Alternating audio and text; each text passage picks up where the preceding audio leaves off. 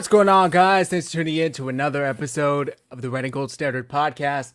My name is Zach Hernandez, and as always, I am joined by my co-hosts, Matt Llewellyn and Mike Andrews of Nothing But Niners. We got a great show planned for you guys tonight. It is a Friday night, start of the new year off right. 49ers, Seahawks to end the regular season for all the marbles. Number one seeds on the line. Before I toss it over to my guys, if you're watching on X, do me a solid. Hop in the chat. Make sure you like and repost the post. If you're watching on YouTube, do us a solid. Hit like, subscribe. Also hop in the chat. We want to hear you guys' thoughts on this huge game. Make sure you subscribe to both 49ers Hive and Nothing But Niners. We appreciate all the support. Now that I got that out of the way, Matt, how you doing tonight? Welcome back. Yeah, I'm doing good, Zach. This is going to be a crazy game. I'm working. Why they got to put it on Saturday? I get it. League rules prevent teams from playing 2 Sunday night games in a row, but I call BS, man. So I'll be working. I'll be paying attention. I'll find a way to sneak the radio broadcast into my ear, so I'll be paying attention to it while I'm doing my job. But hopefully get off to see the end of it too. But listen, it's a big game. I'm excited for it. That's tough. Speaking of radio, Papa will be back, so at least that's what they're saying. He was supposed to be back last week, and they pushed it out. So maybe you'll hear him on the radio. I think I'm gonna get the ESPN radio broadcast. Mike, how you doing? I'm good, man. I'm really happy to be here, man. I'm happy to have Matt back on here. I have missed his opinions and his takes, so this is going to be a fun episode, and I can't wait to dive into this one, man. Everything is good. It's Family's kids, good. bro. It's young kids, man. What can I do? Mm-hmm. No, I completely understand. I promise you I get it. So I'm just happy to have you back in the mix, man. Thank you, sir. So we all know the 49ers and Seahawks face off tomorrow at 5 p.m. Winner gets the number one seed. Loser gets a wild card spot. Depending on what happens with the Rams, that would mean either the 5th or 6th seed for the 49ers, which may not sound like a big difference, but it is a big difference. It's the difference between going to either Tampa or Carolina or going to Philly week 1 if the 49ers were to lose this game versus Seattle. But we'll get into that all later. First things first, how you guys feeling about this game? Before we get into the injury reports and stuff like that, just general feelings. We all knew when the season came out, we start and end with Seattle. I'm happy that this game at least is here. Mike, I'll start with you. What are your general feelings on this game? 13-4, baby. Just like we called it from the very beginning of the season. That's how it's going to go down, man. I like this game because I think a lot of people actually feel like Seattle is the better team. I feel like that. I feel that people know that Seattle has a better defense. I don't think that's missed on any of us here. And I think that people feel like our offense can be slowed down enough by their defense for their offense against our weak defense to make it a good game, and Seattle come out with a win. So this is a great test for the 49ers, and I'm excited from start to finish. So, as long as I keep calling my shots and predicting things the right way, get that interception out the way early, I will have no problems going forward. So we'll see how the predictions roll out later on, but I'm feeling confident about this one. Okay. Before we get to Matt, congratulations to Conrad. So he's at the hospital waiting to birth another 49ers Let's fan. go. That's awesome. Congrats. Hold up, man. Let's do a party horn for that. Come on. Matt, how you feeling? Just loosely. And by the way, I went to high school with Conrad, so congratulations, man. Hey. That's awesome. I love to see old homies, doing well and thriving. So, listen, this game is an important one. It's kind of weird. I don't know if we necessarily saw this being for the number one seed between these two teams. Maybe we thought it would come down to the division, but this is going to be a huge swing. This is the difference between being able to paint the end zones red all the way to the Super Bowl or having to go on the road. Probably with the 6th seed, you're probably looking at going to Philadelphia. That's going to be a tough ask. Not that Philadelphia is the world beater that it has been, but why go on the road if you don't have to? And it's weird too. These division games could go either way. But the 49ers need to get it done. And they're in a weird position where they have the least number of sacks in the NFL and still are playing for the first seed. I put it in the chat today. God, if Nick Bosa had just stayed healthy, like we would have wrapped up one a while ago, I feel like, just with the way everybody else is playing. But I'm sure everybody's going to be puckered for sure. Yeah. It is unfortunate to think about just how good this team would have been, but that's all right because they're still there. Like, that's what's crazy about it. They're still in contention for the number 1 seed with 1 game to go. Win, and you get a week off. You get to take care of business, and then you have divisional championship game, and then the Super Bowl. And you only need to win one of those before Fred can come back, potentially, is what the reports are. So it would be absolutely huge for the 49ers to get him back. Just that boost of seeing him, hearing him, being announced to the crowd, I'm sure would be insane. Let me pull up the injury report, and we'll start with that. Let's see here. Okay. Let me share this. The 49ers did not practice today. You guys can see that, right? Okay. You know what? I always like to show it in a new tab. Okay. So start with the Seahawks. AJ Barner, full participant. He has an elbow and a hip injury. Kobe Bryant, safety, knee injury, did not participate. Wednesday, limited Thursday. He is doubtful. Charles Cross, their starting tackle, has a hamstring injury. He did not participate all week. He is out. That is a big loss for them. Linebacker Derek Hall, hand injury, full participant. He's good to go. Josh Jobe, cornerback with a wrist injury, full participant. He's good to go. Josh Jones, who is Charles Cross's backup, is questionable with an ankle and knee injury. Cooper Kupp, vet day. DeMarcus Lawrence, vet day. Abe Lucas, full participant with a neck injury. Ty Okada, safety, full participant with a knee and oblique injury. Rashid Shaheed, full participant. He had the concussion last week. I was seeing mixed reports on whether or not he did officially clear the protocol or he didn't. But either way, it looks like he's tracking to play. Jackson Smith and Jigba got a rest day, and Leonard Williams also got a rest day. Obviously, the most important here, Charles Cross being out and his backup Josh Jones being questionable. So the Seahawks may be on their third string left tackle to start the game. For the 49ers, Renardo Green, full participant. He is good to go with that neck injury that had been plaguing him all season. Huge get back for the 49ers. Your Yetur Gross-Matos, they kind of limited him like they did all week. He's good to go. Kyle Juszczyk, good to go with the hip injury. What? Yetur Gross-Matos is not good to go. He went limited, then did not participate. He got worse as the week went on. But that's the standard. That's what they do to him every week. Really? Yeah, that's what they've done every week with him. Oh, I apologize. My bad. That's just to manage that knee injury. Oh. So that's kind of the standard operating procedure around him. Kyle Juszczyk's good to go. Hip injury. George Kittle, officially questionable, but Kittle said he's playing for sure Saturday night with that ankle injury. McCaffrey has that lower back soreness. He's good to go, full participant. Ricky Pearsall, officially questionable with a knee and ankle injury. He was limited all week. Upton Stout had the concussion. He was a full participant Thursday. He's officially questionable.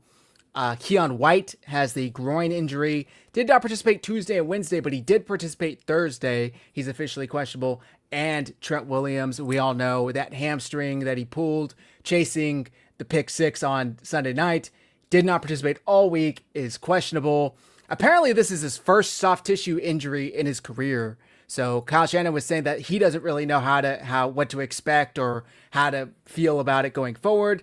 There's a chance he could play. They're not ruling anything out. If not, Austin Pleasance would have to step in like he did Sunday night and play in his place.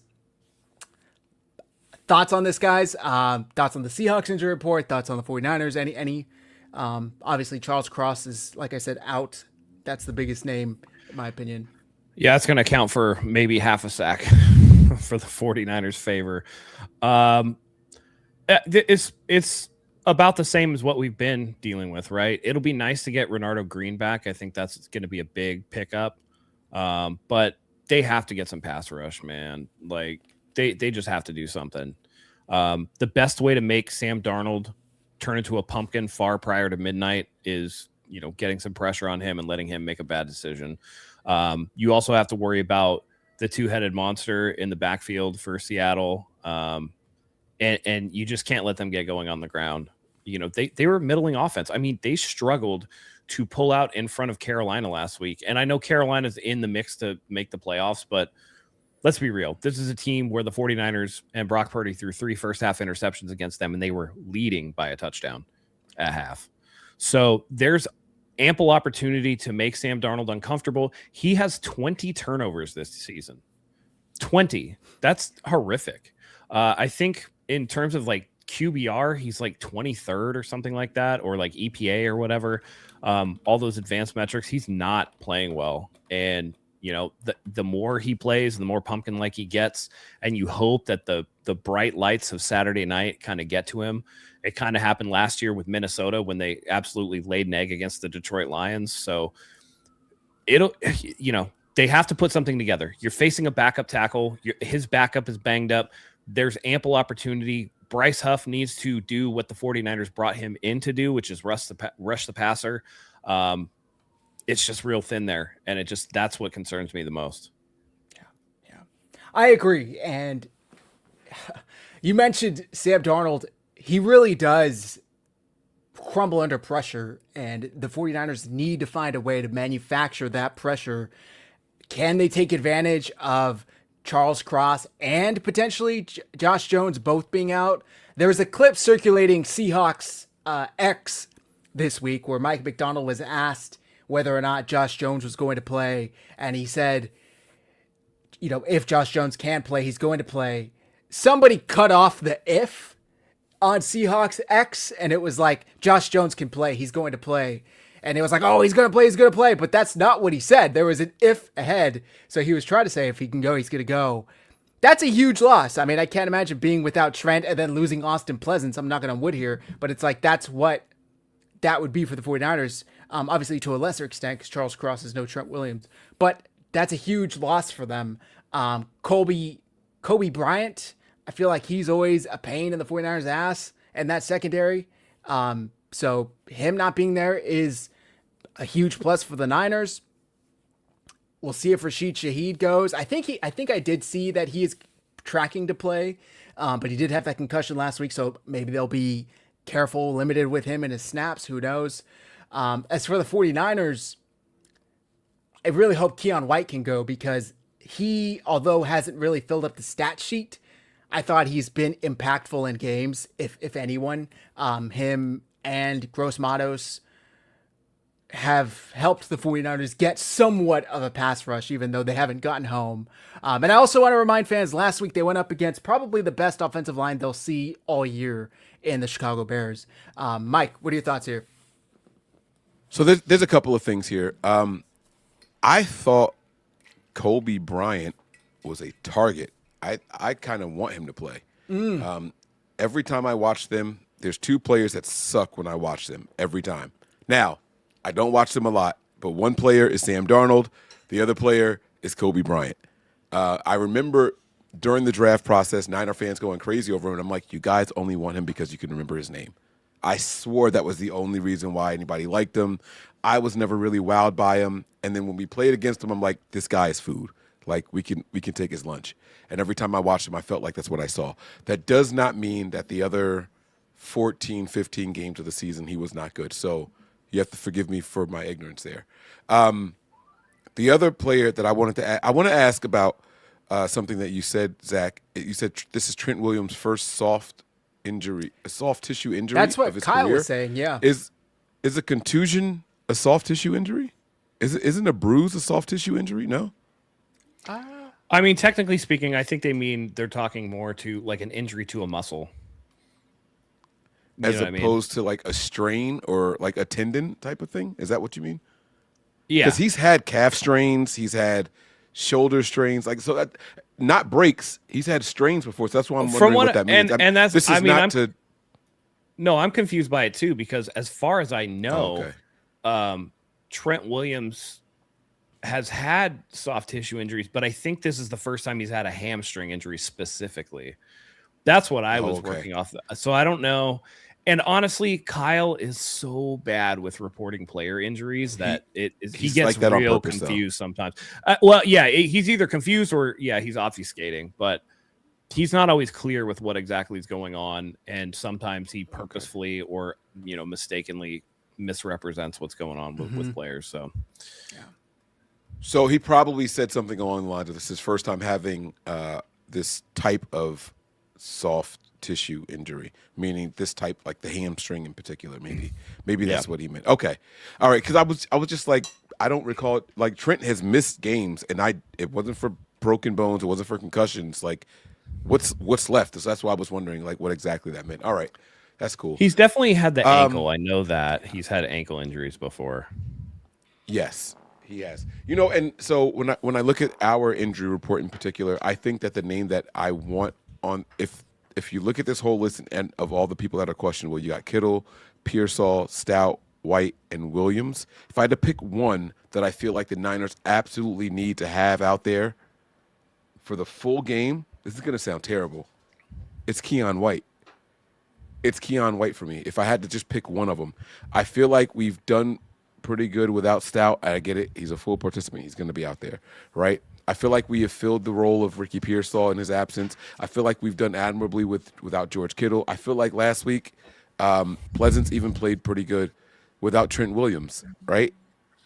But that defensive line needs as much help as it could possibly get, and that was never more evident than last week, where we just couldn't get a half a pressure on a quarterback that loves to hold on to the ball too long. To not generate anything with a guy who likes to hold on to the ball, that's disturbing. So I just want as many defensive linemen as possible out there.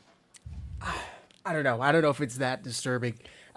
Caleb's pretty hard to get down. He's one of the more agile quarterbacks. Like I said, he's got a great line. He's like Purdy, where he just, even if you get pressures, it's look at that last play. I mean, I would argue half the league, half the starting quarterbacks probably get taken down by Bryce Huff there, but he was able to escape pressure, roll out, and then even still buy time with Gross Matos right in his face. So I wasn't expecting any sacks last week. Now, moving forward, or in any other games, yeah, I think it is very frustrating that this line can't get home or even generate pressure. Do you guys expect Saleh to dial up a lot of blitzes tomorrow to try and manufacture that pressure, especially if White can't go? Or do you think he'll rely on just the front four to do it by themselves? I don't know, but little Bobby needs to do something because his defense looked terrible last week. And injuries notwithstanding, they've been a bad defense all season, and they're gonna. You can't. I mean, the Seahawks offense is middle of the road at best. They're very mediocre, very mediocre. You can force them into mistakes. So if he's not in his bag and he's not doing what the 49ers pay him a league high salary to do, that reflects very badly on him.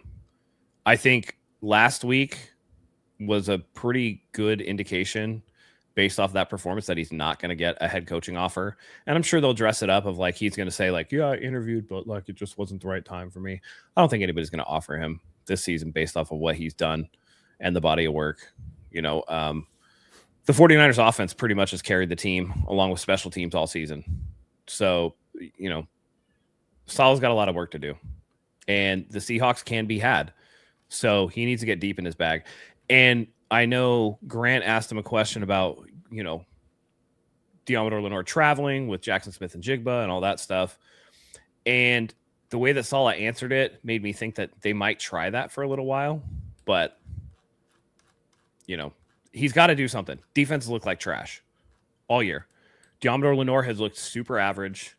Like, name somebody on defense who's actually been super good this season. I feel like the most consistent player has been like Alfred Collins. I think this is going to sound bad. I think Lenoir's been a little worse than average. He's given up 5 or 6 touchdowns this year. Yeah. Now, touchdowns tracked by stats are based off of proximity. So Sure. I don't know the not actual necessarily assignments. his guy, but we've Right. seen him bail on his zones before. Particularly, Yeah. I'm trying to remember the game. Was it Carolina? Jacksonville. Was it? He did I it think in it was Jacksonville for sure. Tampa. He's done it. He's done it, man. It was. Do you want me to play the clip? No, I while think you it. I think it was. I think it was. Who was the defender that scored the touchdown? The defensive tackle that scored the touchdown. Tennessee. There you go. That's what. That's right. Yeah, it was Simmons. Right. So that game, he just stands in the corner and just lets the guy Simmons go right to the middle. I just, he's been bad. Yeah, for sure. Since you brought it up, I do have that clip here. Sala was asked about the possibility of Lenore shadowing JSN per Grant Cohn. So let me play this. Which, by the way, great question. Shadow Jackson Smith. Diameter Lenore said he wanted to shadow Jackson Smith and Jigba. A couple of years ago, Travarius Ward did that here. What are like the strengths and weaknesses, the positives and negatives of doing something like that from a schematic standpoint? That's a good question. All right. We can go long on this one, but the reality is it's easy for the guy who travels, right? I got that guy. I'm going to travel wherever I want, especially since we're a zone-based defense, right? So if it was man coverage, easy for him. But then it is a little bit more difficult for the other guys. Like, how does everybody else align? Because we're not. Do you go match where everyone just picks a number? What if that number's not on the field? Do you pick a different number? Do you, or is it all right? We're all going to align off of Demo, and what if Demo's in the slot? Does that put the nickel out on number one where he's not used to being? So techniques change within your man principles because now you're in different locations. All right, now put yourself in zone. You're trying to match up where he is, and you're matching up. Now Demo's in the slot. Does that mean Upton's now playing corner third, which he hasn't done all year? And so there's a lot of new techniques that you're going to ask a guy to do. So it's very expensive, not for the guy traveling, but for the guys not traveling, if that makes sense. Now, can it be done? Of course it can be done. Do we have it in our inventory? Absolutely. Can we? Maybe. So we'll see. Thought it was a good answer from Sala. Yeah. Did you see him at the beginning where he kind of was like, "That's a good question," almost looked shocked that Grant Cohn asked a good question? Well, because it wasn't an asshole question. It was a legit question. It was a legit question. He's been barking all week that he wants to follow JSN, right? And so, that's why. And I agree with the comment there by Laeli Yahweh. I hope I'm saying that right. That one right there, right? So last year, what Lenore did was, if they put their best corner in the slot, he moved to the slot, and they had two outside guys that they trusted. This year, they don't have two outside guys that they trust. So Lenore has kind of been stuck on being full-time outside all year long. And it's kind of like, it's showing some of his, exposed is a tough word, but it's like, it's showing that maybe you aren't that guy. And maybe that's why he wants to travel, because then he can go inside and outside and all that, and he can play off of it, especially in zone. You know where the next person is, and he's a better guy in the slot, forcing someone to the zone. He'll hold on a little bit longer and make it an easier transition as they get past his depth, right? But this year, that's not necessarily the case, and so now his depth is tested by where the safeties are, and the safeties are terrible. So it's kind of like, it's showing a weakness. I don't know if it's reflective of Lenore or the transition from slot to corner to safety. You know what I mean? I don't know if it's one of those transition type things. But when it's all said and done, can we do it? Yeah, but like Robert Saleh said, we play a lot of zone, so it could leave other people exposed. But that also tells me that you don't have a lot of faith in the other guys, and that's why they're not moving him back and forth this year. And it's no mistake, our outside corners have been hurt. We don't know if Ronaldo Green's playing. We don't know if Mustafa's playing. And it's been, a shuffle button in the secondary a lot of games this year. But I will say this also. Aside from the people on the outside or the secondary, the defensive line not getting consistent pressure exposes the secondary no matter who you are, no matter where you're playing, and no matter how good you are. And so it all goes hand in hand. Those guys feed off of each other. When the corners are doing really good, it buys more time for the defensive lineman to get home. When the defensive line is doing good, it shortens up how long the secondary has to cover. So it's give and take, and right now it's all take by the defensive line, and they're not giving any kind of help to the secondary. Thought this was interesting. This is courtesy of SF Data Niners on X. He charted San Francisco 49ers defensive coverage stats. And if you see here, Lenore, 998 total snaps, 5 passes defended, 2 INTs, given up team high, 5 TDs, 10 yards, average depth of target, 355 yards, 62 targets, 38 completions, 61.3 completion rate, 5.7 yards per target, QB rating of 90.5. So it's not the worst. It's the most touchdowns, but like we've said, that's kind of, it could be attributed to whoever was the closest, but it's just a dip down from last year, in my opinion, or from what I remember, not in my opinion. So, and this was the year the 49ers were hoping he would take that step up by letting Mooney walk, and they gave Lenore that extension to be that CB1 for them. Has he been horrible? No. But I don't know if he took that step that they were hoping he would. Yeah. And while it sounds like we're dumping on Lenore, he is clearly our best corner. I don't want to make it sound like, and I trust him if the game is on the line and he's got to cover his guy. I do trust him. So I don't want it to sound like I'm like giving up on him or anything like that, because that's not the case at all. I just don't like this zone defense that we run as often as we do. Like there's just times where they gotta man up like they did on that last play of the game against the Bears. We say that, but then I've seen them completely fuck up man coverage too. Yeah, they're terrible in both. The secondary has not been good. Right. There's no level of this defense that elicits confidence in me. There's no level of defense. The pass rush doesn't get home. The linebackers can be exposed if you spread them out. And then the secondary has their limitations as well. So, this defense is bad, man. And, just because Lenore is the best of a bad situation doesn't exactly make him good. We're talking about a decline from last season, but the other half of that is outside of Matthew Stafford, name an elite quarterback that the 49ers have faced this year. I challenge you. I don't think there's one on the schedule. I'd say Trevor Lawrence, but that's just based on his play this year, but not elite, but I would call. Yeah. But they're out here making people look really. I mean, they made Bryce Young look pretty good. They made Caleb Williams look outstanding. Stroud look good. They made CJ Stroud look good. Yeah. You know what I mean? Like they're letting quarterbacks carve them up. So to say, oh, it's not that big a dip, it's like, yeah, but the schedule is way easier this year than it was last year. And he's playing worse. And we've seen the miscommunications every single game, which we've all talked about that's got to fall on the coaching. There's no excuse this late in the season to have that many miscommunications, For sure. So I just think that while he's the best, and I want to say this too, and all due respect, because maybe they know something that we don't, but if he's out there chirping the entire week, he damn well better actually shadow him. Because if he was chirping knowing that the coach is not going to let him do that, that's kind of soft shit, dude. That's some soft shit.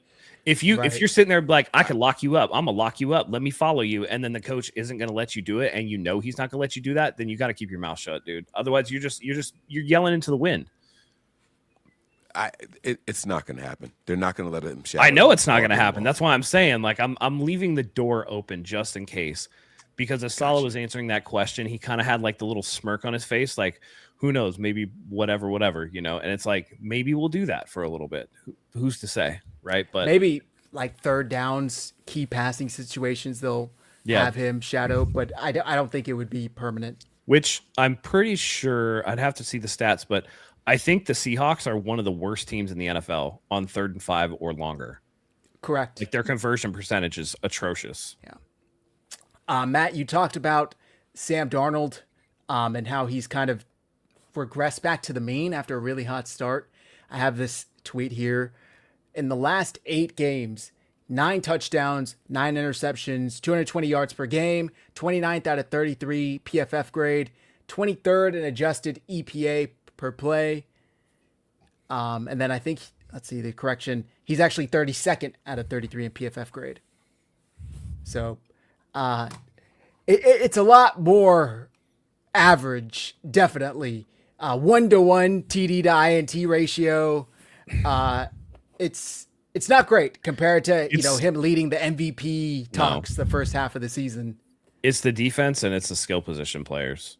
Yeah. You know, Well- it's the two-headed monster of Walker and Charbonnet and Jackson Smith and Jigba on offense, and then that defense I think is second ranked in the NFL. And even if you take away the INTs for a second, 9 touchdowns in 8 games. Brock Purdy has done 10 in 2.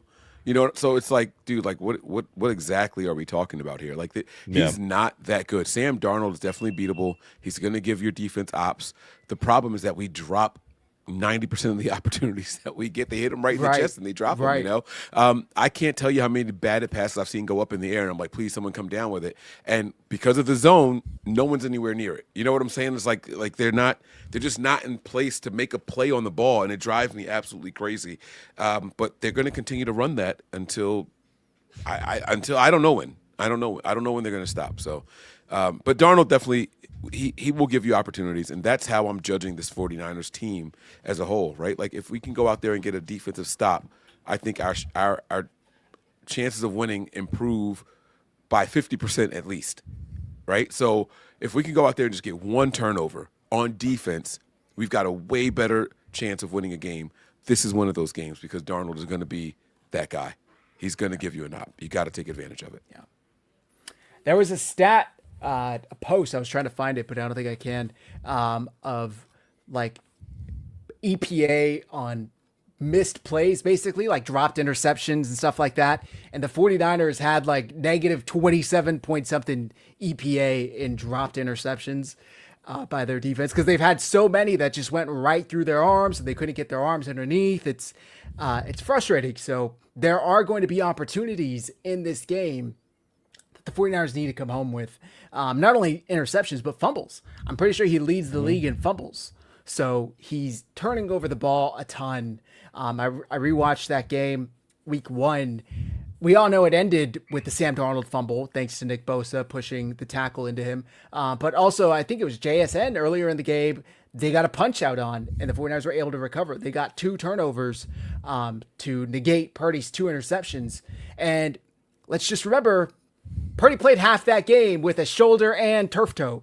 And he yet still drove 49ers down the field, got a game-winning touchdown pass. Jake Tonjes, I give more credit to Tonjes than to Purdy in that pass because if you look, I think it was Witherspoon or Llewellyn, I don't know who it was, one of those ass CBs went up there and was like ready to pick it, and Tonjes just stepped right in front of him, and you could see the DB like put his hands over his ears like he couldn't believe it. It was Tariq Woolen. Woolen, yeah, he couldn't believe it.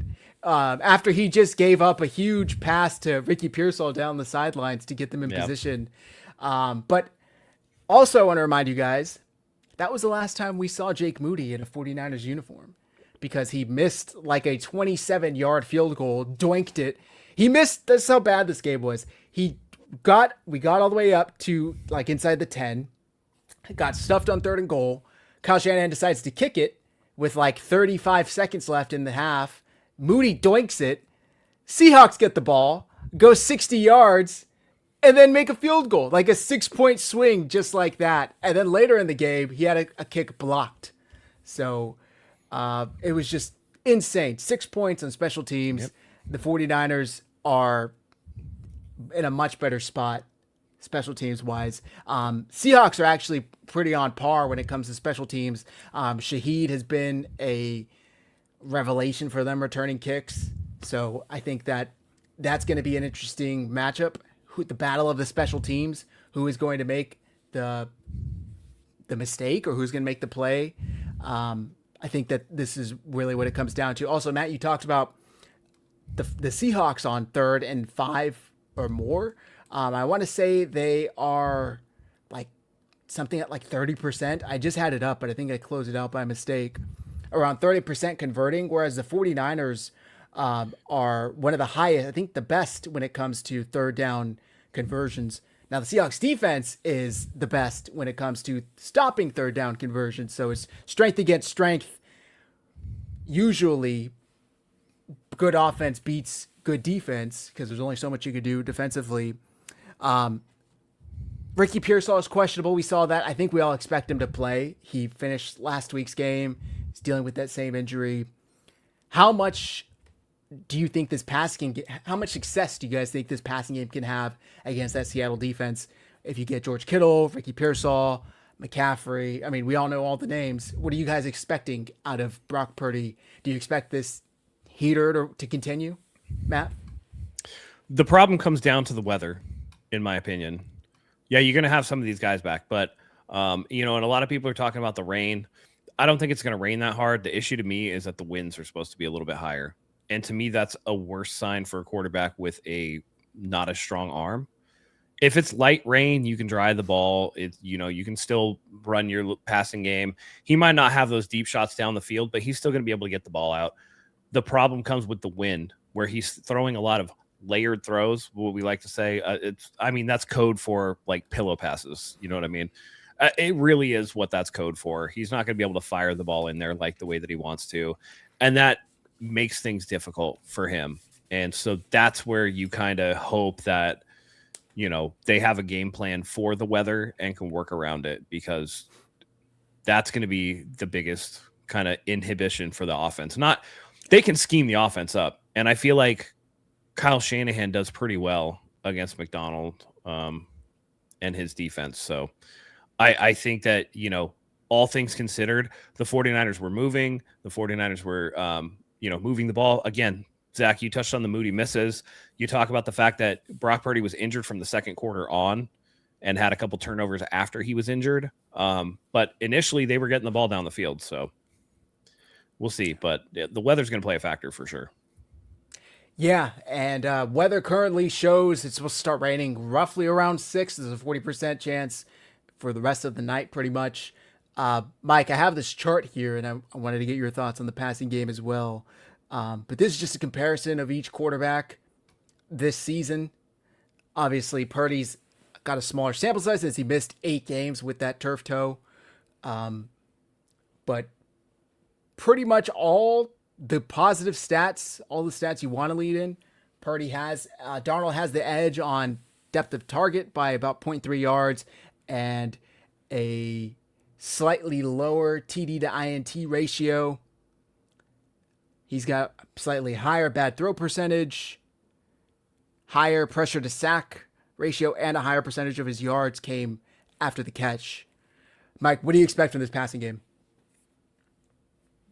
I think the Niners are going to go out and try to I think they're going to play to their strengths, and that is manipulating linebackers. They have a really good linebacker over there, so I don't want to make it sound like we're going to just, walk all over them. They have a really good linebacker there, but I think that they're going to play to their strengths. I think Kyle's going to come out early and make them think that we want to set this record with Christian McCaffrey, and I don't think that's part of the game plan at all.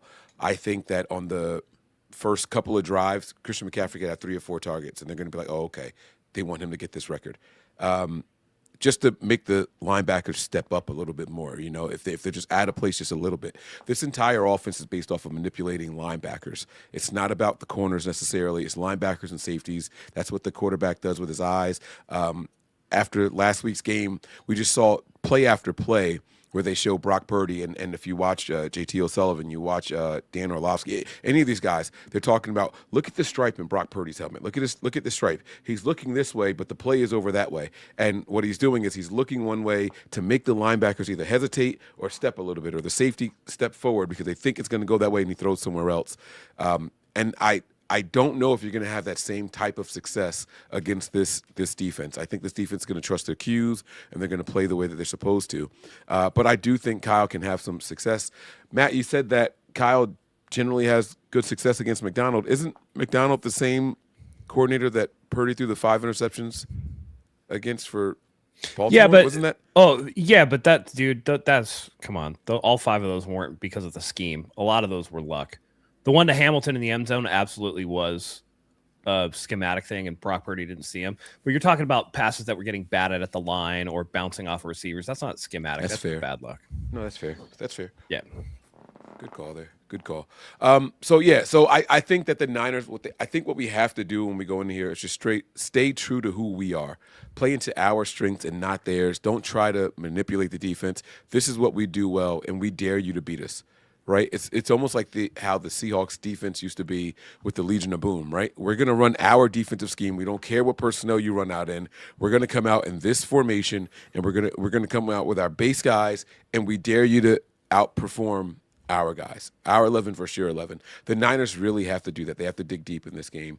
I don't see this as being a blowout for either team. I think it's going to be a close one. I don't think it's going to be as high scoring as what we just experienced last week. Agreed. And it's going to come down to the least amount of mistakes. And believe it or not, I think special teams is going to be a major deciding factor in this game. Yeah. And that's scary because Shaheed is healthy, like Zach mentioned earlier. Yeah. Well, tracking to be. He had that concussion, but he was a full participant yesterday. Looks like he's going to play. We got a super chat from our guy, Gray Fox, 198. Unpopular opinion. I think our defense will show up and play lights out. They know they are the laughing stock of the league. They will play with a lot of heart. We'll sack Darnold a few times. We'll get a few turnovers. SF 38, Seattle 13. That's a ballsy prediction, Gray Fox. Appreciate the contribution. That'd be a big one. Yeah, that'd be huge. A couple of sacks. That's what you're surprised over the most. Yeah, no, the score doesn't surprise me, right? It's the couple of sacks, and it's just it's not that it's impossible, right? Sam Darnold will hold the ball a little too long. Sam Darnold, when he panics, he becomes a half of field read guy like Jalen Hurts does, right? And so it's kind of easy to tell where he's going to go with the ball. But that doesn't mean that we're going to get the sacks. The issue with the sacks is that their offensive line is solid. I'm not going to say it's great. I think the Bears, one of you guys mentioned it earlier, the Bears probably have the best offensive line that we faced all season, and it showed on tape. But the Seattle Seahawks offensive line isn't just trash, and I know that Cross isn't going to be there, and they're questioning his backup. But I don't think it matters. That's the one position group that we don't take advantage of players being out in. We just don't have the horses in the trenches. We don't have them, and so it's kind of it's more schematic than anything. There was a question that was asked earlier. Do you think Robert Saleh is going to blitz a lot? I don't think so. I don't think he's going to blitz a whole lot in this game, mainly because when you do that, you leave your secondary vulnerable. There's minus people in the secondary when you blitz. That's why it's a blitz, right? You're sending more up front than what you normally have in the back. Otherwise, it's not a blitz. It's just your normal rush, right? I don't think that Robert Saleh is going to do that, mainly because Sam Darnold is getting comfortable in this offense, and he can make some plays here, and he's got a really, really good arm. He's a talented guy. Matt talked about the wind. His arm is strong enough to nullify that wind. And so when you factor all that in, I don't think Robert Saleh is going to leave the secondary vulnerable. I think he's going to want to try to neutralize things as much as possible, put more bodies back there, have him hesitant on when to throw. That's when you're going to generate the sacks, right? A couple of 3-man rushes instead of 4 and just dropping another lineman back or something along those lines. You know what I mean? I think that's where you can really start to confuse a guy like Sam Darnold. But it's not going to be off of the blitzes. If you blitz, he's going to have he's going to have a quick read, and I think that he'll be able to take advantage of it. If this was week 1, I would agree with that. But not right now. Right. If we still had all the healthy pass rushers, sure. And if he hadn't been playing in the system for so long. True. We got another super chat from Boye Pogi. Hopefully I pronounced that right. We don't have Moody. It's going down to the kickers. That's it. I don't necessarily disagree with that. Yeah. Yeah. I mean, listen, the NFL put this game in this spot for a reason. And maybe the NFL, hold on, put a little tinfoil hat on here. Every time I see Bill Vinovich's name, the hairs on my neck stand up a little bit. I'm just like, what is this going on right now? So, 38-13, that was a bold prediction from Gray Fox, but the league ain't gonna let that shit happen. And by the way, if we get as many calls as we just got in this 49ers Bears game, my God, that crew could not stay off my damn TV. They made it all about themselves. That's what I was going to say. So I think the worst crew to have was the crew that we had last week. They literally called when on a field goal or a kick attempt where you go leverage or leverage illegal touching. They called a leverage penalty on the Niners, and we don't line anyone up over the snapper. Right? They just felt like they needed to call that play. Collins didn't touch him. No one touched that guy on that play. And I don't think Bill Vinovich. Yeah, I don't think. What a bitch. I don't think that bitch is going to call those kind of plays on us. All right, that's what it comes down to. Now they are a little tighter in other areas, right? You'll see some of the hand checking get called for PI or illegal contact, but you're not going to have those straight up fabricated calls. The first 3 calls against the Niners in the last game, I think, were straight bullshit. The first 3 of them, I think they were all bullshit. I don't think you're going to have to worry about that so much as guys being physical when they're running down the field and running routes and illegal contact. They're going to be watching that 5 yards hard. And if you get to 5.5 yards, they're going to throw a flag. That's what you got to worry about there with Bill Vinovich. Well, my problem with Vinovich, and then we'll get to Sean's super chat. What has been our main gripe with him in the Super Bowls? He doesn't He call doesn't holding. call holding on our pass rushers. We don't have any pass rushers. So that's not going to affect us negatively this time. I'm half joking, but it's like, hey, if he doesn't call it, then okay, maybe this may actually benefit the 49ers offensive line, which is starting to gel for the first time. I saw PFF rankings that had them number 1 in pass blocking, and I wanted to pinch myself. It's like, what are we living? What time are we living in? What right was the now? duration for that? Was that like the last 3 games? It's like a dynamic chart, It's like a power rankings throughout the season. So overall, we were number 1. Yeah, as of after Sunday night, yeah. You know what my issue is with things like that? It's so Colin Cowherd notoriously hates the Niners. Mm-hmm. He had the Niners ranked like number 2 of all his teams left in the running and all that. Like, I don't want the Niners to get complacent. They're seeing all this stuff. They're reading all this stuff. I don't know that this young team can't handle it. Do you remember the whole we won one, we lost one, we won one, we lost one, we got to reel the young guys in? Like, I'm worried that starts to rear its head. We've already made the playoffs. We've already, you know what I'm saying? And we 2 games in a row, 40+ points. It's kind of scary to me because I don't know how they're going to react to that kind of success. And I don't want these guys to get complacent. I really don't. I can't remember who it was, and I want to give credit where credit's due, but maybe it was Tim Kawakami or somebody like one of the beat reporters was like, they're not carrying themselves like a team that's comfortable. They're carrying themselves like a team that's super focused on getting a win. So I get that there's young guys, but there's also guys like George Kittle, like Trent Williams, who have been to the Super Bowl, and in Kittle's case twice, and come up short twice. Those veterans, they're not going to let that happen with these young guys. They're setting the tone. And it's fortunate that some of our loudest leaders are some of our best players, because that helps keep some of the young guys in line. And I can't imagine. And then you got people from college too. Like, you don't think Alfred Collins knows how to focus in big situations. I mean, he was in the college football playoffs last year.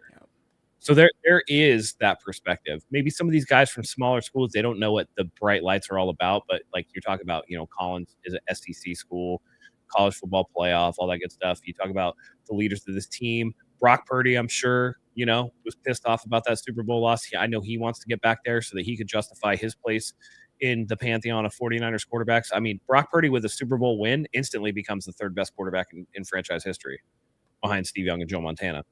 So, there's a lot of incentive. Kyle Shanahan, same thing. Robert Saleh was here for a Super Bowl loss. There are people in the building who know what it takes to get to, the Super Bowl. And the fact of the matter is, Kyle Shanahan, when they make the playoffs, he's finished no worse than championship games. Yeah. So yeah. I would expect them to come in focused for sure. Yeah. Especially with short week. I think the short week actually will help with focus. You don't have time to sit and rest on your laurels. It's like, shit, we got to turn around and get to the next one. Yeah. And not only that, but we've heard them talk about, because they were win-loss for that portion of the season, it's like, all right, it's time to nut up or shut up. Like, we don't have that much room to kind of fuck around. Like, we got to get to business and get it done now. I understand what you're saying, Mike. There are young players, but I think enough of them have been here long enough, the vets, to kind of keep that in check. We got a super chat from our guy Sean. Matt, looking good, losing weight, or V-neck, LOL. Can Purdy hold the ball? A little bit of both. And throw in rain? I'm nervous. Hope Saleh is better than last week. Again, if it's not a heavy rain, then I don't think that'll be that big a deal. Yeah. It's the wind that more worries me. Particularly, man, if I'm remembering correctly, Levi's has like a crosswind, doesn't it? Correct. It goes across the field. So like that makes things difficult on some of those because it's not like, okay, I know that we're going into the wind, so let's shorten it on some of these ones. I know we're going, with the wind, so now I have it at my back.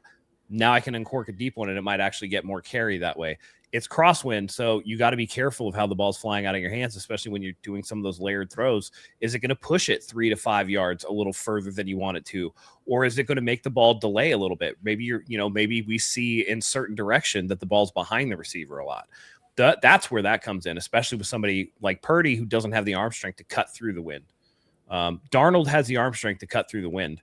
I just think that he, at his baseline, is less accurate than Purdy. So while I don't think it'll affect Darnold as much as it will Purdy, I think that Purdy's more accurate. So that gap just becomes kind of like a tie at that point. I just checked the wind tomorrow, according to my iPhone at least. Between 5 and 8 is anywhere from 6 to 8 miles an hour. It's supposed to dwindle down as time. I was hearing gusts up to 25 though. I mean, today we had gusts up to 14. It's supposed to cool down or like relax tomorrow wind wise. Let's see. That's the scary part with looking at the forecast earlier because everyone was saying, don't know. Rain. Like after the Bears game, it was like, oh, there's going to be rain. And now it's like, well, only 40% of the area is going to get rain. And then it's like, all right, well, now it's going to be really windy. This is according to NBC Bay Area, and it was updated 16 minutes ago. And it says gusts are expected between 14 to 25 miles an hour tomorrow. And if that's the case, then that's going to be a huge factor in the game. Oh, I do see. Yeah, winds will be 6 to 11 with gusts up to 26 miles an hour. Yeah, I mean that's a problem. If it gusts at the wrong time, all of a sudden, that could be the difference between a completed pass and an interception. His spirals have been tighter, which allows him to cut through the wind. But it's not. But it's not about the spiral. Mike. I just went to the golf course during the Santa Ana winds down here. I literally had to aim to the left. The winds were gusting about 25 miles an hour, right? I literally had to aim left. And I watched a ball that I hit straight get up to where the wind line was and literally push 50 yards to the right. You know what I mean? And that's with a ball that has backspin of like, I don't know, 3,500 on a 5-iron. You know what I mean? Right. So yeah, it matters to a certain extent, but when you're talking 25 mile an hour crosswind, yeah, the ball's going to be spiraling, but it's also, I don't know, what's the weight of an NFL football? It's like 12 or 13 ounces, something like that. I mean, that's something that's pretty light. It's going to be able to get pushed over that way. And I'm telling you, even with the spiral, it's going to break. And now imagine you have the spiral, right? So Purdy's spiral will be a clockwise spiral. Now imagine a wind going against that spiral. Does it slow it down and slow the rotation so that it's behind? I do think that it's a lot different. fair. My only, I don't want to say pushback, but response would be they've been practicing in Levi's Stadium all week at night. And the gusts, I think, have been worse since, earlier in the week because the storm kind of came. And I think it's dying out Saturday through Monday. But hopefully they've become accustomed to that wind. You know what I mean? I'm hoping that it's not a big factor. I'm just saying, it could be. Yeah. So definitely something to keep in mind. I know most fans only think of the rain when a storm is in. You can't see the wind, but yeah. And they did bring up the chat. He played pretty well in Cleveland. That was a windy one. Yeah. So he was throwing pretty well there. Let's talk about the Seahawks offense, because I think that's what most of us are concerned about is the 49ers defense based on what we saw last week, based on what we had seen the past couple of weeks. They've been doing this bend, don't break, but boy, it's getting close. They got some bodies back last week in Gross Matos. Tatum Bethune came back versus Indianapolis, I think. They are getting Renardo Green back, which I know a lot of fans think he's, average, but boy, is he, that secondary is much better with him out there than with him on the bench. What do you guys expect out of the 49ers defense when it comes to going up against the Seahawks offense? Darnold, Matt, you talked about the two-headed running game, Charbonnet and Walker. And then obviously their top two weapons are JSN and Barner, the tight end. How do you expect 49ers defense to cover that? You got to do better than 9 for 124 for Jackson Smith and Jigba like he did against us in week 1. You have to do better than that. They've been doing they did better against the run in the last few weeks than I expected them to. I think especially Carolina stuck out to me. Rico Dowdle didn't get any play in that game. They have to limit the run opportunities and then get them into third down situations and just don't give up long third downs. I remember, God, man, what was it? 3rd and 14 against the Bears. They gave up a 16-yard reception. Yep. It's just like, come on, man. That's the stuff that you got to do. Make Darnold work to a point where he's going to make a mistake. He's going to. That's just how it is. But you have to put him in the situation where it's more likely. First and second down, maybe he doesn't make that mistake. If you can take him out of being comfortable in play action situations and he has to literally drop back, that's where you're going to get him. So they got to do a good job against the run. Don't let Jackson Smith and Jigba get 9 for 124. Before I go to you, Mike, I actually think they could win with JSN going off, because that call me crazy, but I feel like that's like Robert Saleh's, like, I don't want to say method, but like we've seen those types of wins from the 49ers where they're okay with giving up like a ton of yards to an opposing team's wide receiver 1 in exchange for like not allowing anything else, right? So I don't know. I feel like we've gotten torched over the years when we've had Saleh by like one guy and still won the game. Maybe I'm wrong. That's just how I feel off the top of my head. I don't have the data to back that up. Mike, how do you feel about this defense going up against the Seahawks? I agree with what you're saying. We've seen guys go out there and have really big games against the Niners, and then like when it's crunch time, midway through the fourth quarter or whatever, now that the team is comfortable throwing at him, it's like, all right, this is 3rd and 9, they're going his way, and all of a sudden he's bracketed by Niners players, right? So it's kind of like give it to him, take it from him, and that's kind of how Robert Saleh has done things. If I'm being honest, I'm a little more concerned with the run game here than anything else. Seattle, I have their rushing stats pulled up here, and all year long they 119.8 rushing yards a game, right? Their last 3 games, 128. Last game, 163 yards. So they have ticked it up a lot in the last 3 games. Now the same can be said for the Niners, but we're not talking about our offense right now. However, I think our run defense has really, really come to life these last 3 or 4 games. I don't know why teams have abandoned the run against the Niners, or it's just not it just hasn't been as successful. So they let it go earlier. But the 49ers have done a really good job of neutralizing the opposing team's run game. I don't think teams really want to go out there and get 3 or 4 yards a carry. If they're not popping a big one after their first 10 to 12 attempts, they're like, all right, maybe we need to go ahead and start passing more. Then they start doing screens. You know what I mean? They start trying to do the bubble screens and things of that nature. And so that's where I get a little concerned. Are they going to try to do that? Because I think that while we have eliminated the run, the tackling behind the defensive line has been a little suspect. It's been a little questionable.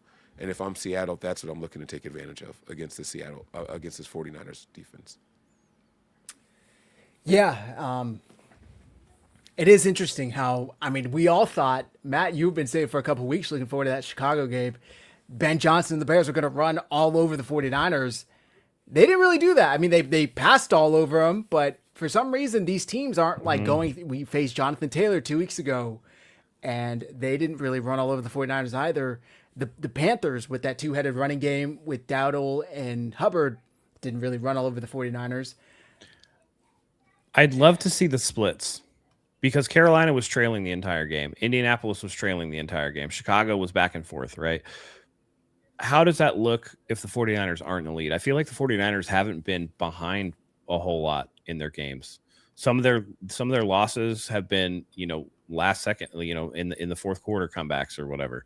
The only really bad loss that I just off the top, the 2 bad losses were Jacksonville and the second Rams game were like pretty bad blowouts. But Houston. Oh yeah, I forgot about Houston.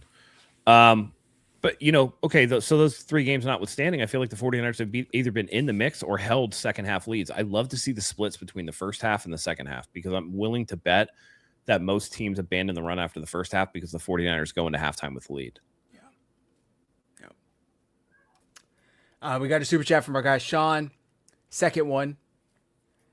He says, Zach, Saleh had an open door policy for Ben Johnson last week, gave him his car, office, and bedroom, and said, here's my wife, Ben.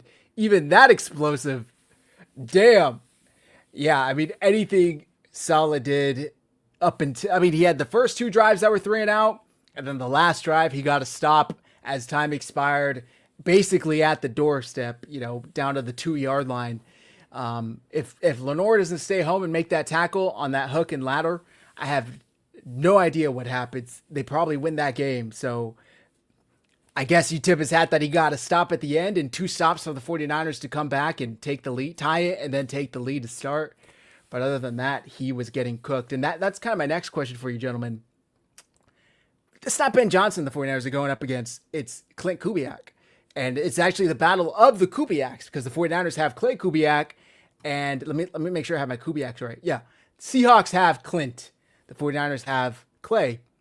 Now, Clint Kubiak's offense looked like it was like revolutionary, taking the league by storm. Well, maybe I shouldn't say the league. The Seattle Seahawks looked like completely different offense. It looked like Minnesota's last year with Sam Darnold and Justin Jefferson. But again, after like mid-season, it's kind of come back down to earth. And I think teams have kind of keyed in on what Clint likes to do. Have they gotten too predictable? Like, have teams been able to dial in on what Clint Kubiak is trying to do and wants to do and been able to take that away? I mean, most of the targets in the passing game are either to JSN or Barner. Almost nobody else gets targets on that passing game. How do you guys feel about defending Kubiak and whether or not he's become too predictable? I mean, they still average the second most points per game in the NFL. They've had some big explosive outbursts. It's just that you got to get them into situations where they're uncomfortable. They played a lot of bad teams too. I think their strength of schedule is like right around where the 49ers is at the end of the day. It's like, bottom third of the league or whatever. Mm-hmm. But these last 8 weeks have been pretty eye-opening in terms of Sam Darnold's quarterback play. So their defense puts them in a lot of short field positions where they're able to get points, but it's not anything the 49ers aren't going to be familiar with. So that in and of itself should tell you that Robert Saleh's got to get in his bag and really take some stuff away. Yeah. Mike? What exactly was the question? Because I'm like reading the comments and all. My question was, talk about Clint Kubiak and how Seattle's offense looked amazing to start the year, but then it kind of regressed to the mean. And whether or not Clint Kubiak has become too predictable, and what do you expect out of the battle of the Kubiaks? Yeah, I think Seattle's offense has become a little bit more predictable. Now, again, 7-1. So who are we to say that? Right. Take it with a grain of salt. Games? Right, but it's not just the type of plays you call; it's when you call them, and they're going to stick to what they're comfortable with, and they're going to dare you to stop them. And if you can't, you can't, right? And so that's really what it comes down to. Even that game against the Panthers, there was a 3rd and long. The Panthers defense got the stop, and then there was like a face mask penalty or something like that, and it gave them the ball back, and they went down the field and scored, and that's what made the Panthers that put the game out of reach. The Niners hopefully don't do that. I'm saying hopefully because we also saw last game where the Niners got a stop, and then a player hit somebody after the play was over, and it gave them the unnecessary roughness, and they got Bethune? the first down. Yeah, so yanked face mask out. Right. Yeah. So it's like, dude, what are we doing here? We got to make sure that we play the right way. It's one thing to be able to predict what someone is doing. It's another thing to be able to stop them. And I do worry about the execution of the defense. I'm not going to lie to you guys. The defense scares the shit out of me for this 49ers team. And I think the better the quarterback that we go against, the worse we're going to do. Fortunately for us, it's still Sam Darnold. We have to remember that. It's still Sam Darnold, guys. when he snaps that ball, watch where he's looking on his third step. I don't care if it's a 3-step, 5-step, or 7-step drop. Once he hits that third step, the side of the field he's looking to, 90% of the time, that's where he's throwing the ball. 90% of the time, right? It's very predictable. He'll snap the ball, looking left, 1, 2, and then as he's turning to 3, it looks like he's going through progressions. He's going to that side of the field. We just have to be sound. And I just hope that these young players in the secondary just don't bite on it. And that's a big ask. That's a big ask. I don't trust anybody out there, if I'm being honest with you. It's Brown, Mustafa Green. I don't trust any of those guys back there. So they really have to bear down and focus on what the task is at hand and just not fall for the okie dokes. Just play your game. Don't try to do someone else's job. That's what it's going to come down to. Their offense has become predictable. You can tell what they're going to do in certain down and distances, but you got to be able to stop it. Yeah. That's it. Yeah. And that is, something that does need to be said. It's like whether or not you know what's coming and you could stop what's coming, two different things, right? You may know that a team's going to run it down your throat on 3rd and 1, but if you can't stop it, then what good is knowing? It's almost even worse because you knew what they were going to do and you couldn't stop. So the 49ers need to make sure that they're able to stop what the Seahawks are trying to do on offense. The running game, they have that two-headed monster. I don't know. They're really in love with Charbonnet. I don't see it. I think K9 is the better back between the two. I think they would be a better offense if they just gave him the bulk share of the carries, but it seems to be working for them. So who am I to say anything? I think the 49ers defense, I'm very intrigued to see how they respond. I know you guys are going to say they don't have the bodies to respond. It doesn't matter how they feel. They're still going to look like ass. I don't know. Maybe, they got torched on prime time kind of 2 weeks in a row, 1 week more than the other. Monday night, 2 weeks ago, they weren't torched as badly as they were Sunday night versus the Bears. And they did get that pick 6 versus the Colts at least, but I'm eager to see if they have anything in them to show up. Hear all of them being talked about as the worst defenses, the reason why the 49ers won't be able to go far in the playoffs, and respond and put together something out there and show that they can take care of business and live up to their side of the ball. Let me see. Was there anything else that you guys had to talk about? Oh, I did want to say just real quick. Isn't it kind of weird, the similarities between last year's final game for Sam Darnold and this year's final game for Sam Darnold? Like going in, amazing offense, chance for the 1 seed, playing a divisional rival, playing against a team that has an offense that's on fire, defense beat up, completely atrocious. That's how it was week 18 last year when he was in Minnesota versus the Lions. And off the top of my head, I don't think he did that well against the Lions. I want to say he had sub 200 yards and a couple turnovers. So we'll see. We'll see what that turns out to. But I just thought that was interesting.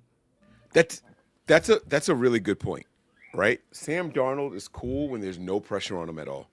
You put pressure on him, and I'm not talking about from the defensive line, just situational pressure on Sam Darnold, it does not bode well for him. And that's why the Jets wanted to move on from him when they did. That's why the Niners were comfortable with saying, all right, we brought him in for a year, let him go. That's why Minnesota was okay with letting him go as well, right? There's a reason he hasn't stuck anywhere.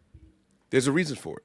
And so that's what it is. It's like, all right, we need to get this win. That guy is at home right now reading the playbook backwards because he wants to make sure he knows every single part of it. He's going to overthink it at some point. You got to take advantage of it. Remember, I said this probably 40 minutes ago. He's going to give you opportunities. Can you take advantage of them? That's what it's going to come down to. He's going to overthink this at some point. We just got to make sure that we're in the position to make a play on it. Yeah. Great point, Zach. Thank you, our guy for our faithful podcast. We talk about how Mike Macdonald was flabbergasted when asked about Brock and CMC and how to stop them. I wouldn't read too much into this. I mean, do I think he was genuine? Yes. But, I mean, coaches are going to talk about whoever they're going up against as if they're Tom Brady and Jerry Rice, and they're never going to say anything negative against a player they're about to play, before or after, honestly. But he was, there's only so much you could do to stop Christian McCaffrey. He's on an all-time. Do you disagree, Mike? I feel like, yeah, what?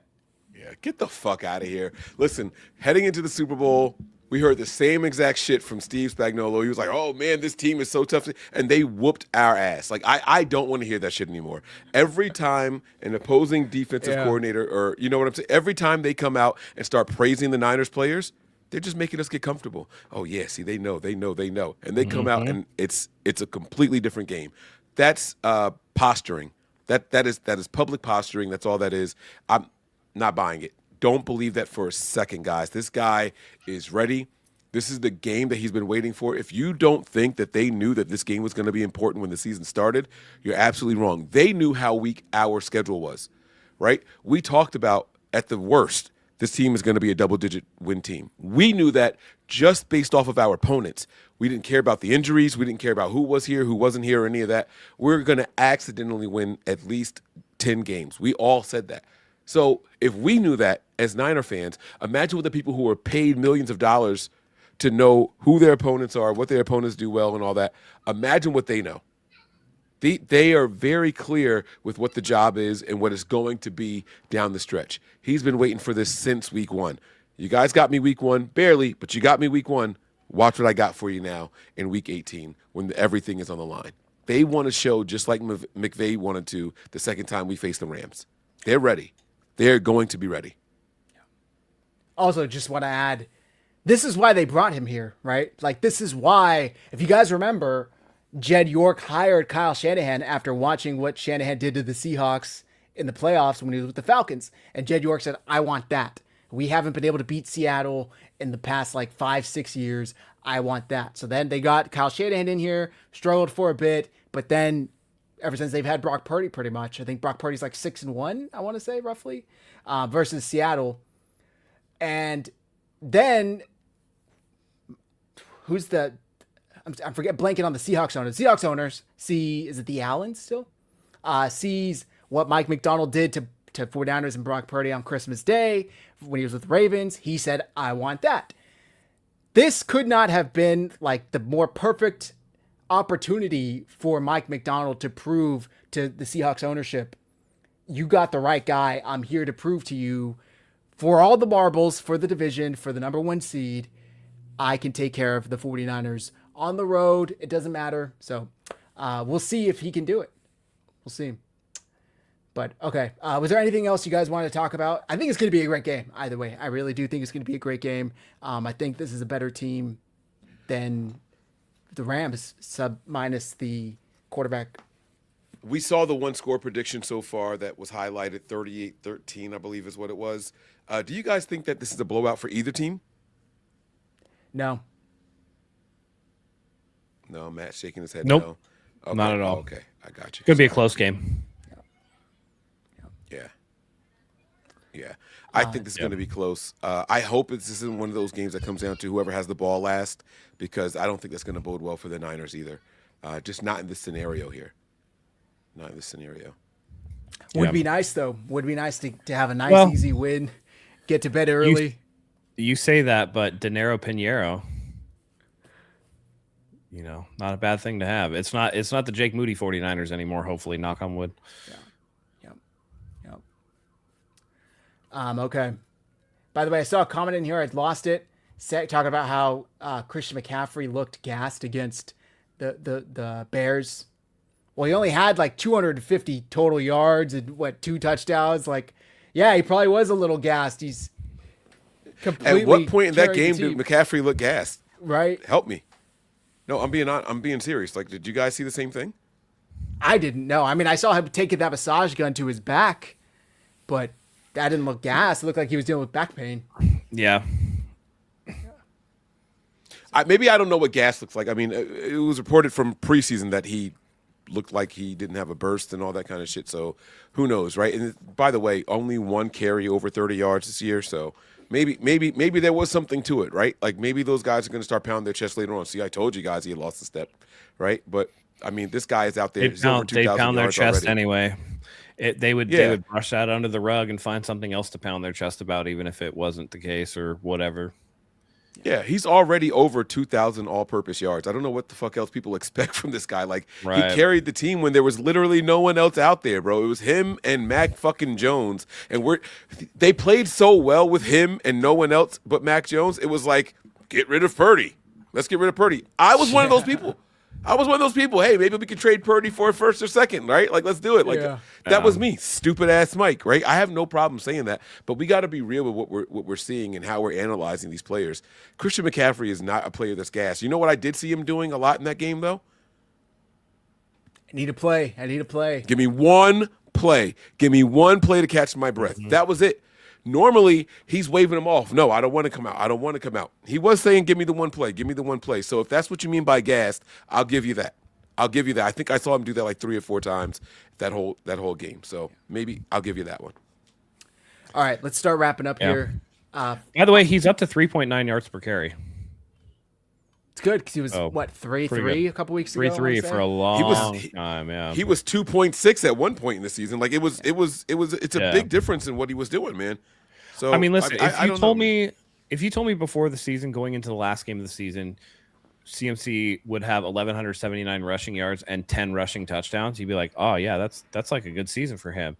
And then you tack on, what is it, 7 receiving 890 touchdowns and 890. Sorry, I thought you were, come on, bro. I mean, like, what I don't think he's 2,000 all-purpose yards, guys. Do you think he gets the 110 that he needs to get? I don't think he does, but so that's the play I think Shanahan is going to use early. I think that the first couple of drives, they're going to start with the pass to CMC, just to make the Seahawks think that's their game plan. They want him to get this record, and they want to win off of CMC's legs, and then they open it up to everybody else. So expect to be disappointed the first couple of drives. Now, if it's successful, then maybe not. But I think that's what Shanahan wants to do. I think he wants to make them think that that's the focus for the entire team right now, and then he's going to okey-doke them and just start spreading it around. 5 touchdowns to 4 different people type of shit. Like, that's what Shanahan is going to want to do. Right. And just real quick on the CMC thing for the people who say he's lost his burst.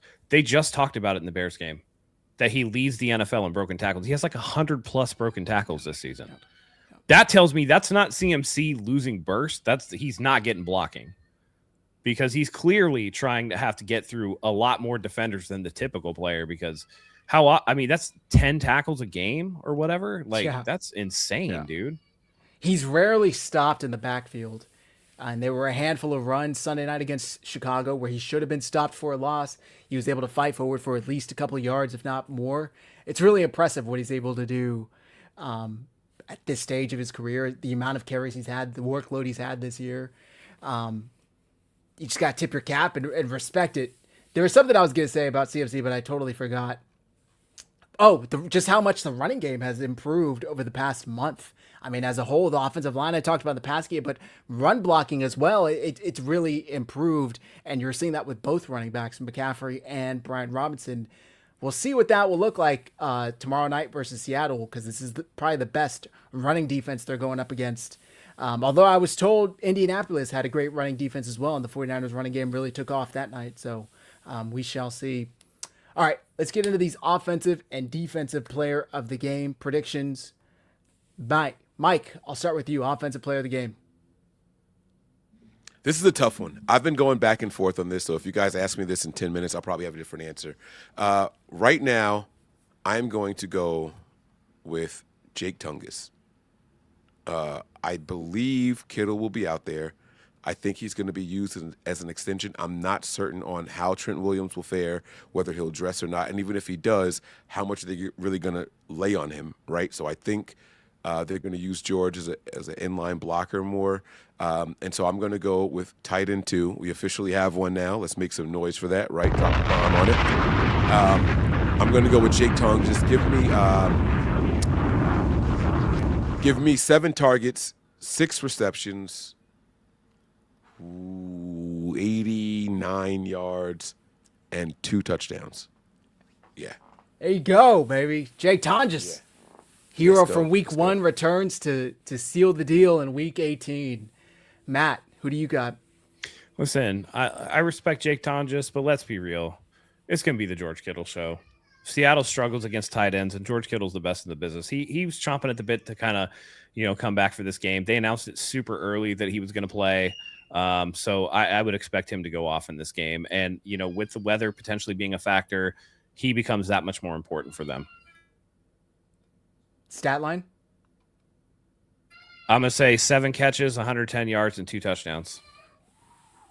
I like it. And I didn't want to point out that they struggle against tight ends. I'm glad that you did. And that's why I think that they announced Kittle early so that they start planning for him and ignore Jake. That's why I went with Jake. But I like the way that you're thinking. So we have the options to do it. Maybe they end up splitting, right? Maybe it's 1 touchdown each, and they each end up with like 4 or 5 catches or something like that. You know what I mean? But take advantage of that tight end mismatch. I like. I do want to say I called Tonjes last week, and he had a really good game. He had a really good game.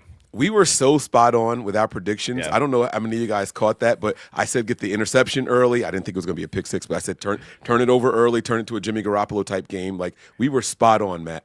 Now, I want to say that pick, that was at the very least illegal contact. That should not have counted. That defender got to Jennings like 3 yards early and just like plowed through him. That was some BS.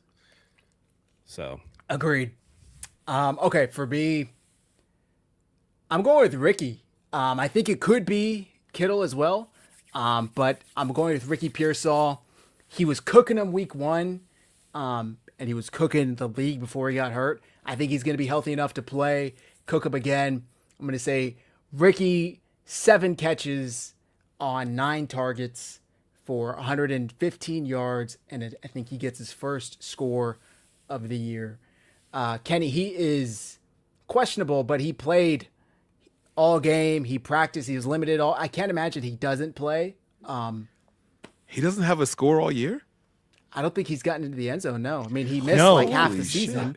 What was it? There was a stat. It was like the 49ers, if Bourne and Pearsall don't catch a touchdown, they'd be the first team since like 1978 to have 2 players with 500-plus scrimmage yards and 0 touchdowns for those 2 players.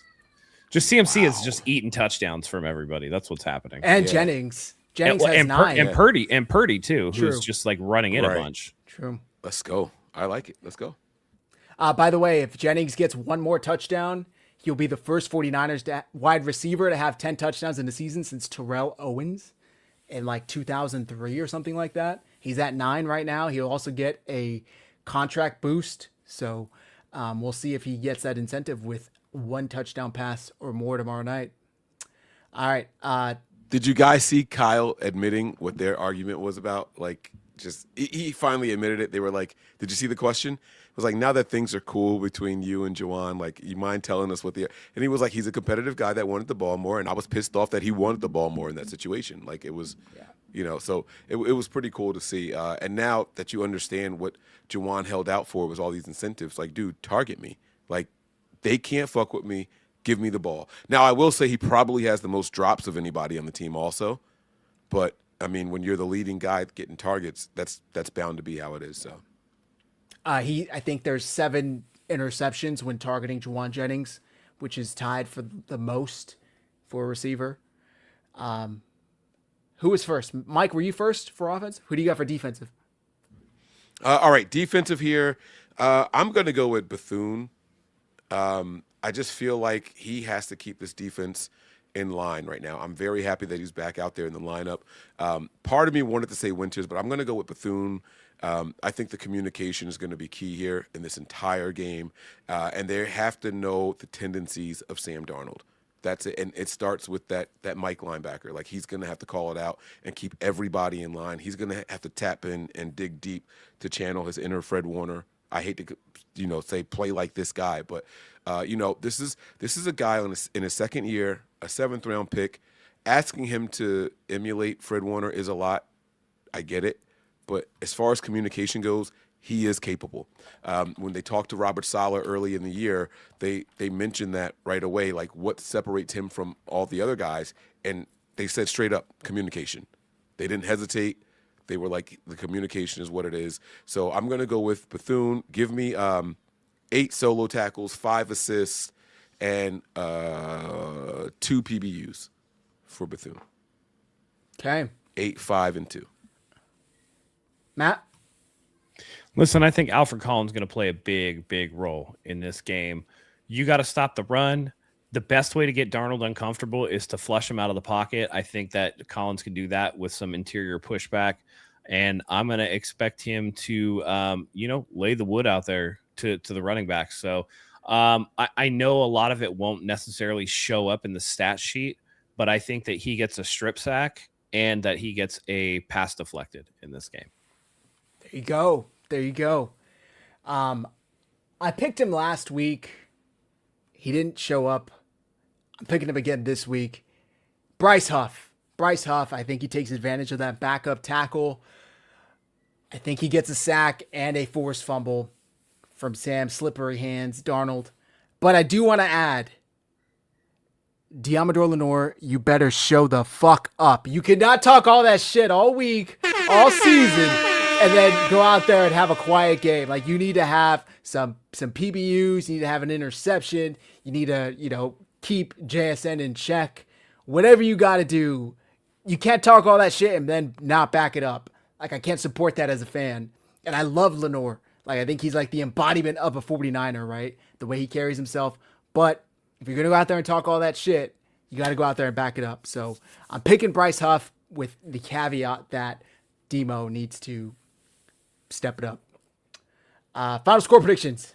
Mike, final regular season score prediction of the year. Oh, God. All right. Before I say my score, I do want to give an honorable mention to the player of the game. Offense and defense is what we ask. But I do think that we finally have a kick return for a touchdown. Sky Moore is going to get in the end zone. I really, really think that this is the game that it happens. I think that he's been so close all year. I mean, it's time for him to get one. If not now, then when? So I got Sky Moore getting in there. All right, final score prediction for me. I'm going to go Niners 27, Seattle 24. Oh, you bitch. Sorry, was that audible? You were not muted. You weren't muted. It's cool. Matt, what's your score? I'm going to say 49ers win this one. Hard-fought game, very close. I'm going to say they win 23-20. Damn. Okay. I was toying between a 4 and a 3 point. I have 24-20. So I think it's going to come down to it right at the end. I just hope for a good game. We've been blessed throughout the years. So many good Seattle, San Francisco games.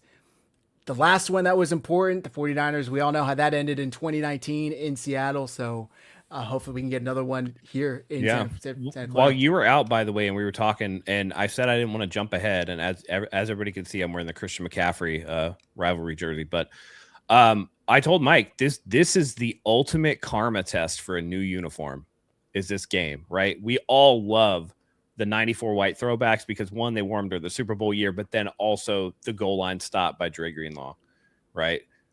Same thing with this. They can either be, if the 49ers win this game, these uniforms are goated, like automatically goated. If they don't, throw them in the fucking trash. You know what I mean?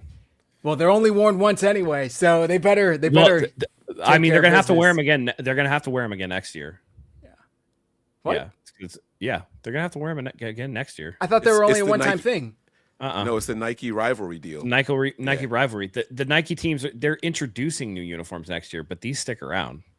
Oh. It's not a one and done. I thought each like conference or division that they picked wore them once, and then they move for on the to season. other divisions. For the They season. add other divisions. Okay, got it. Wear them got once it. a season. Got it. Yeah. You think Nike is gonna be like, we're gonna do all this R&D work on 32 teams for them? I thought it was weird. One I don't fucking know. game. Yeah, right. I'm like, dude. they're picking like what, 4 divisions, 2 in each conference, and then they wear it once a game or once a season. Zachary Ethan Hernandez. Let me tell you something, my friend. I knew you were born on a day. Is your but middle please name tell really me Ethan? It is. But please tell me it's not. It wasn't yesterday. Well, Nike is not wasting all of that. I haven't money seen. to I haven't wear seen one that time. been announced. I haven't seen that announcement to where they're going to wear one. I mean, that's just moving business forward. 101, my brother. That's business 101. Well, what we heard all year. Wow, we don't get to see Fred wear the jersey. Like, we're only going to wear it once. This year, Fred's not this going to wear year. it. That was Man. never added. That caveat was never added. It was we're never going to see him wear But it. who was saying that? Was Nike saying that, or were people? I was seeing a bunch of people saying it. It wasn't just right. not- People Yes. are a prisoner of the moment. The Well, company. I is just didn't fucking know thinking that this ahead. was returning next year. I thought It each is. team wore it once, It is, and that's man. it. It Look is. at the It color is. rush. They did the color rush, and that shit was gone. That's you know? because they told them to take it off. The NFL told them to take it off of TV because it looked stupid. We two have teams two with two wearing te- yeah, color. right. Yeah. That's Agreed. why. Not because Nike would have sold them until the cows came home. You know what I mean? But there's a reason why they're doing 2 at a time. They want them to get full focus. And I think that next season, it's not going to be the focus of the rivalry uniforms with the 49ers. They're still going to wear them though. But think about how much of a merch pusher this is. No, I agree. Maybe not the Packers, because the Packers ones are dog shit, right? I don't remember theirs. Oh, they didn't do rivalry. They just did throwbacks. Oh, They right. had the Right. throwback With the and painted that fake leather helmet, they leather-looking were trash. Yeah, those are- And they those are lost that terrible. game, by the way. They lost that game in those ugly ass uniforms. But yeah, I think that these are going to be sticking around for a while. I mean, the last black one stuck around for a while too, and these were better received, I feel like. So I like these more than the other black ones. I do. yeah, because you could read the numbers. I said this when they Yes. released the We last said one. that If they you didn't put have a gold trim trim on on the shit, you can Yep. see them. Yeah, it's exactly what it is. Yeah. So, Yeah. and I only know, by the way, anybody wondering, I only know Zach's middle name because I got his wedding invitation today. I was wondering. Oh, I'm like, and- dang, did Yeah, I no, say it? the only reason why. I do want to say this really quick, though. For the Seattle fans that are in here saying that the Niners are going to lose, please make sure you guys come back for the post-game show. Please make sure you guys are back in here. Regardless of the outcome, Yep. please make sure you come back. All right? We got something special for you guys. Yeah, if you guys come back and you guys end up winning, you guys are welcome to come back too. Like that's come all in fine. and come in and gloat. We take it all. Yep. We take That's it all. fine. Pause. All right. I think that's going to do it for tonight's show. Mike, let the folks know where to find some premium content. Yeah, just dropped a very special episode over on patreon.com/NB9ERS. Make sure you guys get there. If you don't want to subscribe to that, become a member of the channel on YouTube. The Nothing But Niners members also have that episode. It will be slowly releasing, and we'll drop it probably late tomorrow afternoon for everyone else to see. But get it early. Why wait? Why wait? Get on over there, patreon.com. For everybody who is watching right now from the Nothing But Niners channel, I see a couple of Seahawks fans in here that are watching from the Nothing But Niners channel.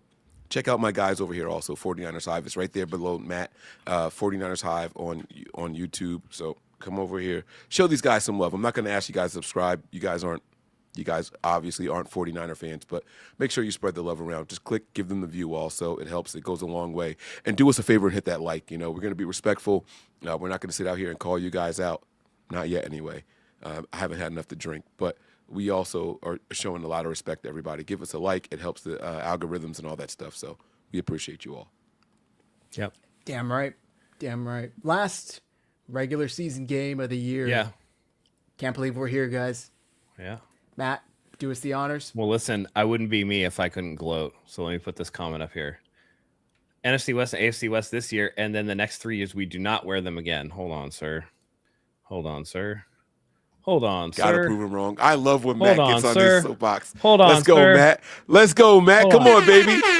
Hold on. Belt the ass in the comments. Let's go, baby. Blow that Full up, Zach. screen that bad do boy. we- Let's go. full Zoom screen. in.